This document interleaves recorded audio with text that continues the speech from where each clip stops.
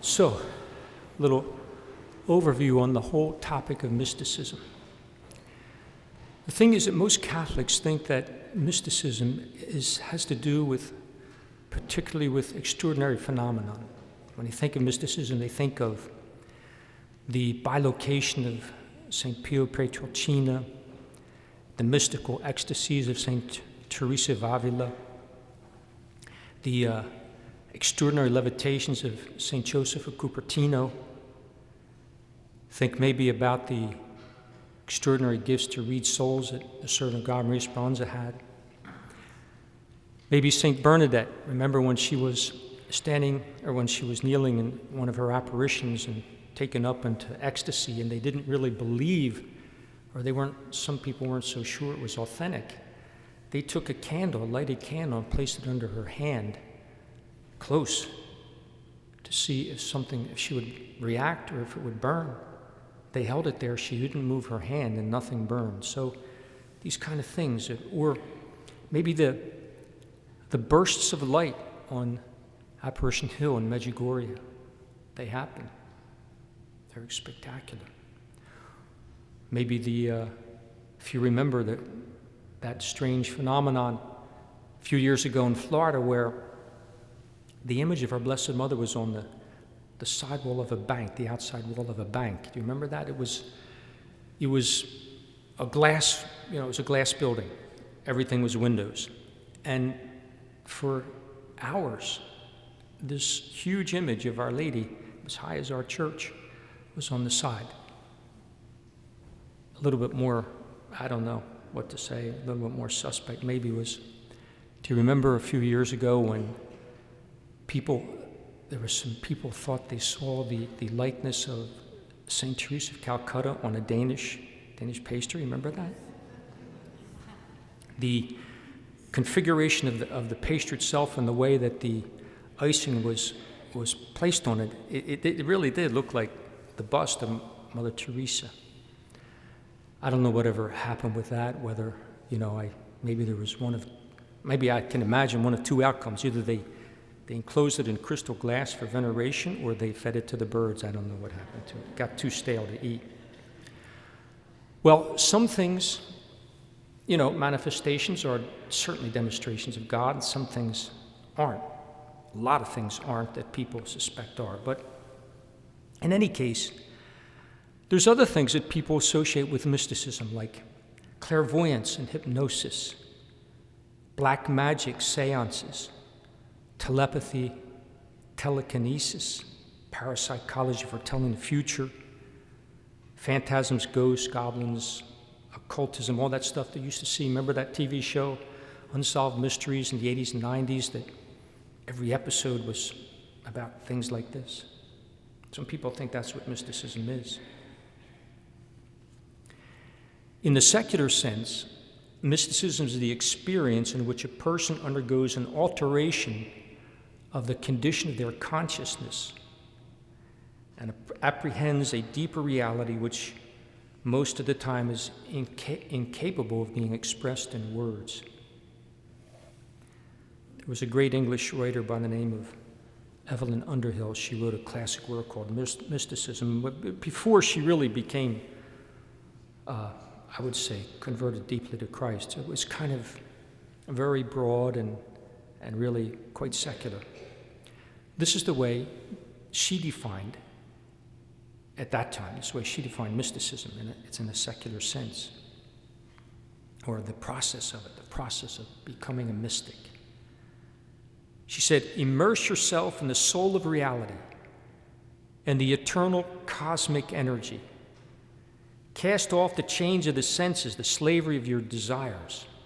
Unite with the all, capital A-L-L. Unite with the all.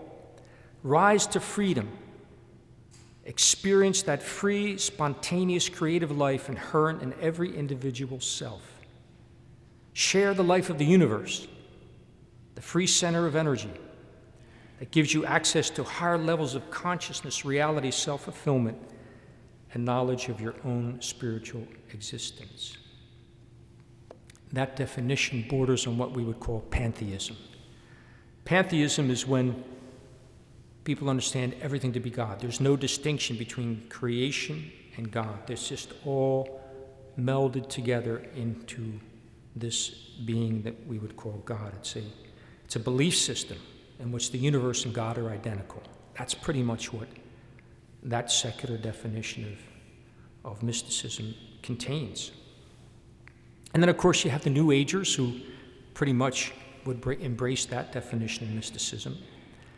They believed by certain methods of meditation, astrology, and through certain techniques of healing and expansion of consciousness and so forth, you can embrace cosmic consciousness.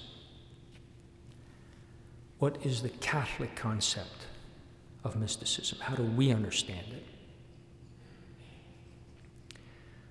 Well, we certainly understand it as an extension of the frontier of consciousness, but in a specifically Christocentric context. The Lord Jesus standing at the center of it.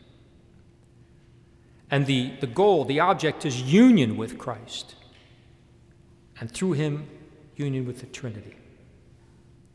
Mysticism for us is the work of divine grace. You can't manipulate it. You can't use techniques to acquire it. It's a wholly different path, as we'll see. This is the work of divine grace in which the soul is suffused with God's supernatural presence, his divine love, to the point where total transformation and identity with Christ occurs.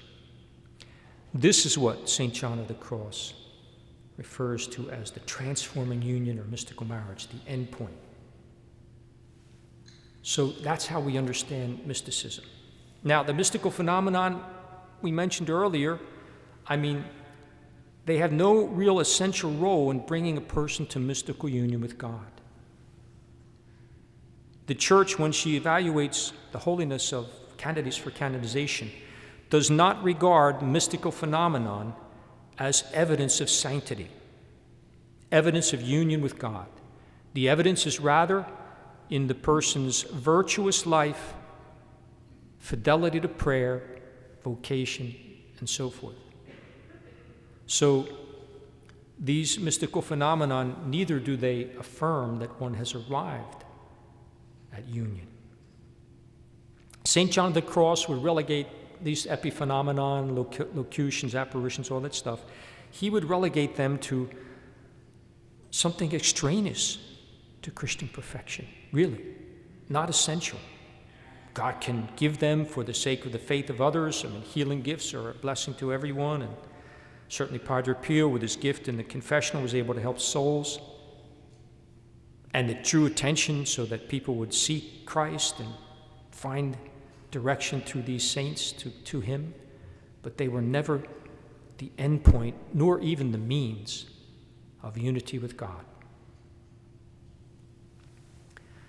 St. John of the Cross acknowledges their existence, but is very cautious about our inclination to claim that we have some sort of mystical gifts in our lives, operative, these extraordinary gifts. In his work entitled The Ascent of Mount Carmel and Other Writings, John of the Cross offers very sound principles for discernment as to whether these phenomena are authentically from God, because the evil one can produce them. You remember, Moses threw down his staff and it became a snake, and so did the charmers, the diviners of the Pharaoh. The evil one can work strange phenomena as well. So these extraordinary manifestations are not the principal subject of our study for this mission. Rather, our focus is the pursuit of Christian perfection. Mysticism being understood as that transformative process by which we come into union with Christ. And you wouldn't be here in this church if that wasn't your goal. Well, let's find out a little bit about John of the Cross before we speak to the first stage that he defines for us. So he was a 16th century Spanish saint and Carmelite, mystic. He was part of the movement to reform the Carmelites with St. Teresa of Avila. He eventually became a doctor of the church, and his poetry and studies on mysticism are considered classics, especially in the Spanish school of mysticism. He's also called the mystical doctor. So he was born in 1542 in Old Castile, Spain, and his father died when he was only about 3 years old. So his mother took him and his surviving brother to Medina del Campo, where she was able to find work and support them. Growing up, John worked at a hospital and studied humanities at a Jesuit school. In 1563, he joined the Carmelite order, and he continued his studies at the famous University of Salamanca, a great Spanish university where the Dominicans teach still to this day, teach the beautiful doctrine of St. Thomas Aquinas. Well, he was ordained 4 years later a priest, and shortly after that, he met Teresa of Avila, St. Teresa of Avila. And she felt inspired to share with him this new reform movement of the Carmelites that she was instituting. In other words, she wanted to see a return to the original rule, which was much more rigorous. Reformers always have their challenges, my friends, but she invited him to be part of it, and he was happy to do it. He worked with her in founding the Carmelite monasteries of men and women under the old rule, and became Teresa of Avila's spiritual director, even though he was much her junior.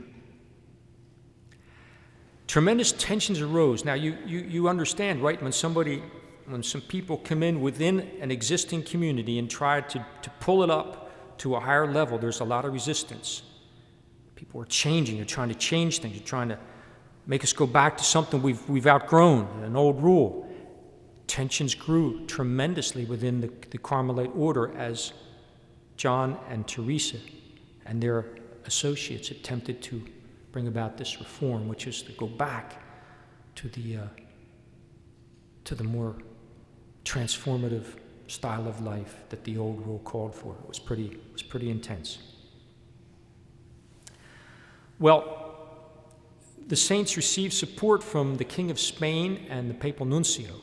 The reform movement was seen as having value. The Carmelites, the Carmelite reformers, were called the Discalced Carmelites, meaning the Carmelites who walked either barefoot or only with sandals. In other words, even in their poverty, they were going back to the strict rule of the old ways, and so their style of life was even evident in the way they dressed, the way they conducted themselves.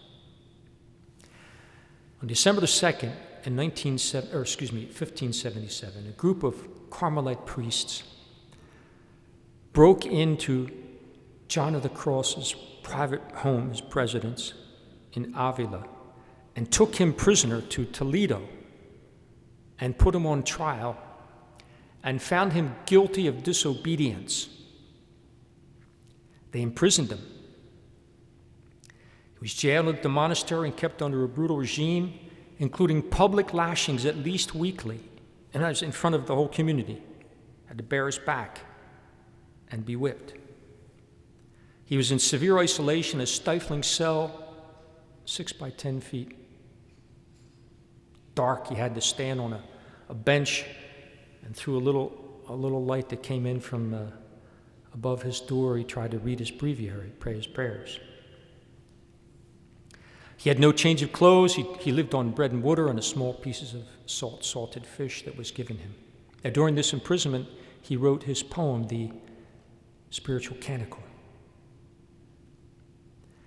Well, 8 months later, on August 15th, 1578, he escaped, and a very daring escape, because right outside of his cell, two other Carmelites were sleeping, or residing. It was the guest room, and there were some guests. Earlier that day, he had unlatched some hinges on his door so that it seemed like it was closed, but it was falsely closed. And so around 3 a.m. in the morning, the time he set to make his escape, he pushed the door open, made a little sound. The two Carmelites who were sleeping there roused a little bit. He stood in the dark, stayed still until they fell back asleep. Slipped through there, went out to the monastery wall. In the meantime, he had taken his little cloth that they gave him to cover himself at night, and he put it in little strips and tied and made a rope out of it. Went across the monastery grounds, got to the monastery wall, which was quite high, and figured out a way to get up there, scale it. But the other side was much further down. So the wall, the ground level was here inside the monastery, but here outside the monastery. And he tied that little stripling rope to a secure anchor and slid down the wall. He was some 10 or 12 feet from the bottom of the wall, which had rugged rocks below it, and he let go and survived it somehow. Ran through the streets of Toledo till we found the convent of the Descalced Carmelites, the Reformed Carmelite nuns, and they took him in. He hid there and recovered for a while. And then he went on to the hospital of Santa Cruz for about 6 weeks. After he recovered, went back out on the road for the Reform movement.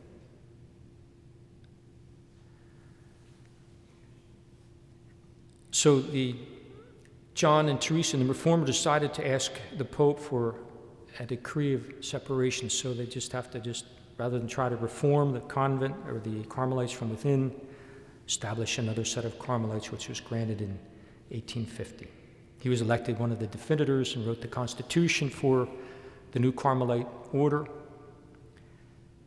Traveled frequently, making visitations to the houses of friars and nuns, founding new monasteries of the Reformed Carmelites.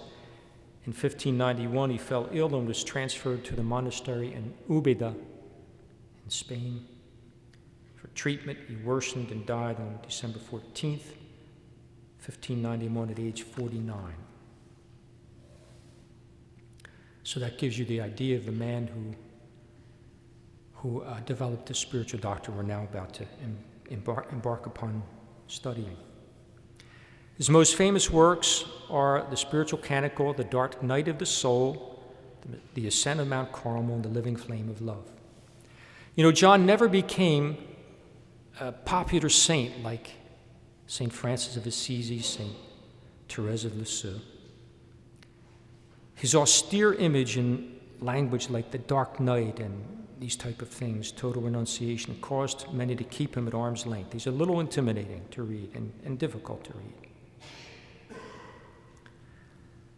Yet St. John of the Cross championed the universal call to holiness that is so well known today, that we understand and embrace. As we'll discover, spiritual doctrine is valid not just for religious or great saints, but for consecrated laity alike.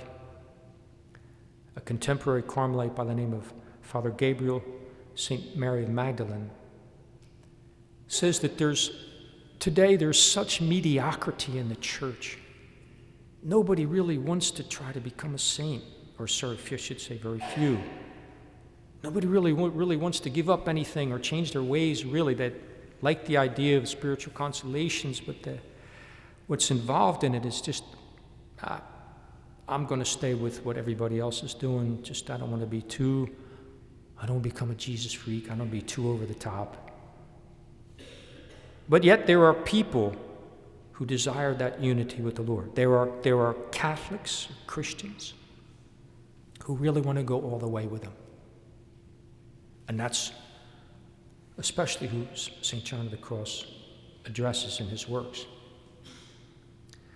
So to obtain this goal, which is complete unity with Jesus, which is so transforming that you are almost without fault, virtually, at least with no intentional fault. And you live in such a state of peace that you have the closest experience of heaven that you can have this side of eternity. That's what unity of Christ yields, where he and the soul become one, and so that we are then walking with Jesus in such a way that he walks in us. Well, John of the Cross says he shows us only one way, and that is the way of prayer and renunciation. This was St. Teresa of Avila's way too, because John, as a great theologian, and being her spiritual director and under her instruction in terms of the new spirituality of the Carmelites and the Reformed congregation, as he began to learn that himself, he was able, with his training from Salamanca University as a priest and great theologian, he was able to systematize it. Teresa of Avila. So when you, as St. John Paul II said, I had this great love for St. Teresa of Avila, and so to understand her way to Christian perfection, I plunged into St. John of the Cross, because he has taken her teachings and made them in a beautiful, unified spiritual doctrine. Well, he was her director, of course, and the spiritual director of many religious and lay people. And his books of the Ascent of Mount Carmel and Spiritual Canticle disclose the life that leads to mystical union with God. And he says, when you keep that goal in mind, you are willing to go through the fires of purification, because you know what awaits you if you persevere. He describes in the dark night of the soul and the living flame of love a way which lays forth instructions about total abnegation, which leads to perfect union with God. So no one should feel dissuaded from embarking upon this path, because it's the path to glory, my friends. It's the path to glory this side of eternity. Father Gabriel puts it this way: a mother of a family who raises many children for the glory of the Lord will not, it is true, have time to spend long hours in church. But will she not be able, perhaps even while caring for her children, to raise her heart to God, to live in his presence, to offer him her weariness, her anxieties, and her troubles? With a little goodwill, may she not find half an hour in which, while not interrupting all other occupations, she may apply herself more directly to conversation with God? Is it not the same for the workman? So the path to this unity is for you, my friends. It's not just for these great reformers of the 16th century who were heroic. It's for you. It's for you. So now we're going to turn to St. John of the Cross's description of the mystical life. We covered it briefly. It has 3 stages, or 3 ways, sometimes called 3 ways. The way of purgation, which is the first stage. The soul is purified, undergoes these transformations, which leads it, as we'll see in a moment, to a special kind of prayer. The second stage is stage of illumination, where despite the darkness that can overcome the soul at that moment, there are tremendous graces being granted and new realizations. And then that leading into the way of the perfect, the way of the unitive way. And of course, it's not like some completely distinct or discrete steps, but it's an analog movement. But there is distinct differences from one way to the other, and then the arrival in the great mystical marriage. Tonight, just a few words about the way of the beginner.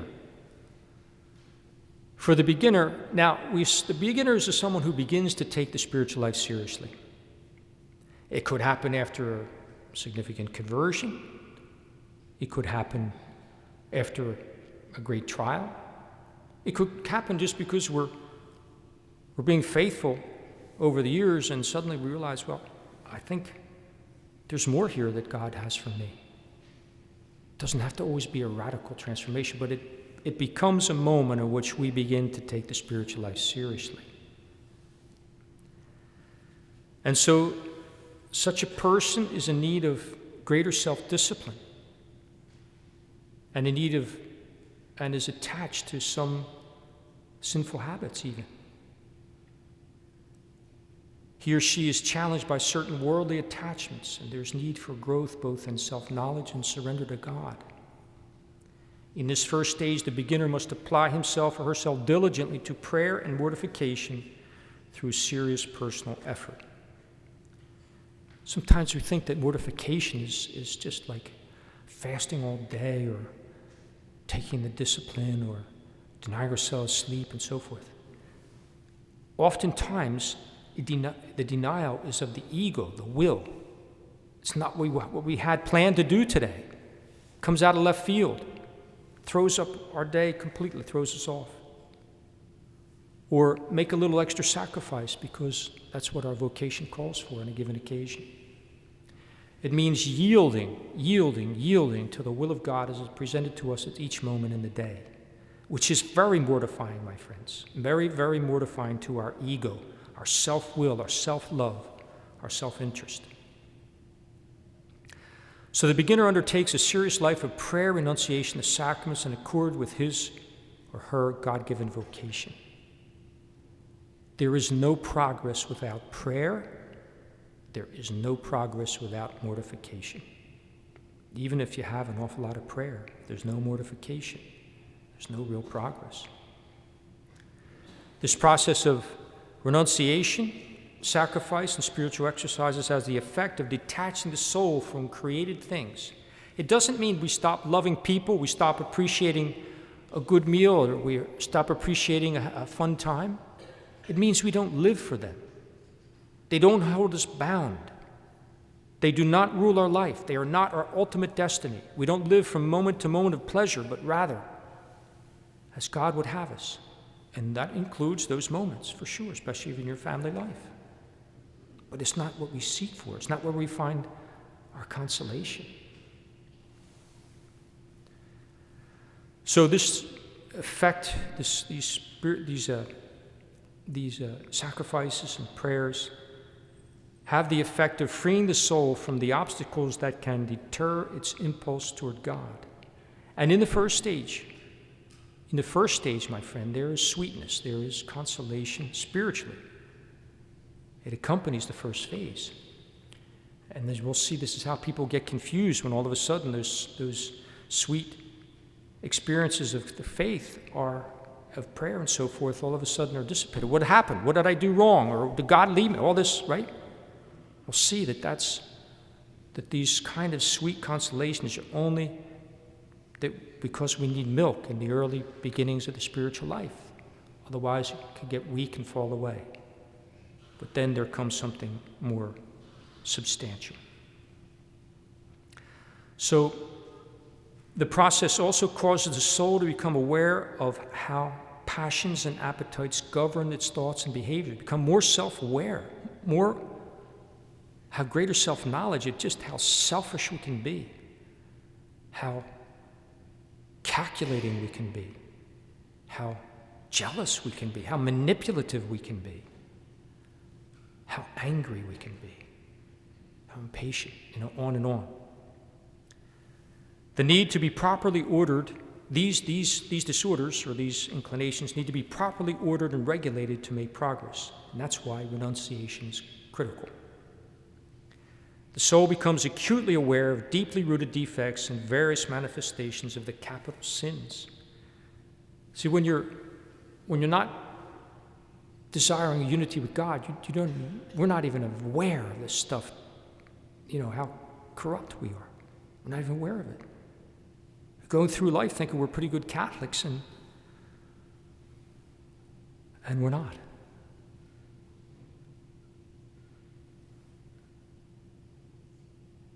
Well, it's a question of perseverance in the end, my friends. When the consolations go away, It's not so much fun anymore to spend an hour before the Blessed Sacrament.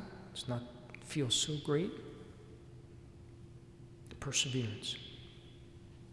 St. John of the Cross says in one of his sayings of light and love, if you desire devotion to be born in your spirit, and that the love of God and desire for divine things increase, cleanse your soul of every desire, attachment, and ambition in such a way that you have no concern about anything. Just surrender it all. Let it go. Just as a sick person is immediately aware of good health once the bad humor has been thrown off and a desire to eat is felt, so will you recover your health in God if you cure yourself as was just said. No attachments. And we'll see that that's where we will encounter the dark night.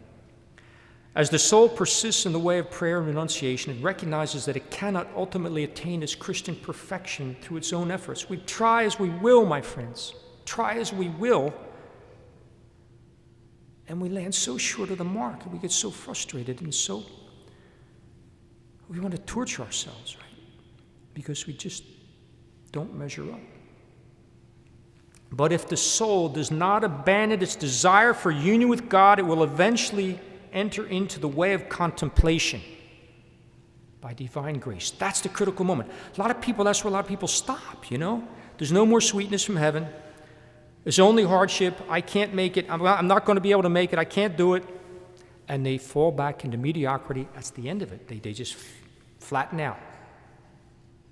And they remain mediocre. I'm not saying that I'm not saying they're going to lose their souls or they don't come into church and help things in the parish and all that. I'm saying that that's where they are, and that's as far as they're going to go. They're never going to know that unity. But if we persist, the soul does not abandon its desire for union and Christian perfection, union with God. It eventually enters into the way of contemplation, which is a grace. Now, God begins to work on the soul. We know we can't do it. We can't get there. But now God begins to work directly on the soul. The way of contemplation is none other than the form of Christian life that tends to intimacy with God by means of assiduous prayer and renunciation. So when contemplation arrives, when it ensues, it will if we persevere,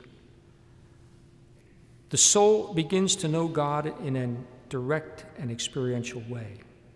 That is in contrast to knowing God in the intellectual level, in which we encounter Him by meditating upon ideas, considerations, points, passages from Scripture with the mind. Likewise, contemplation also surpasses the sweet emotional feelings and consolations of the beginning stage.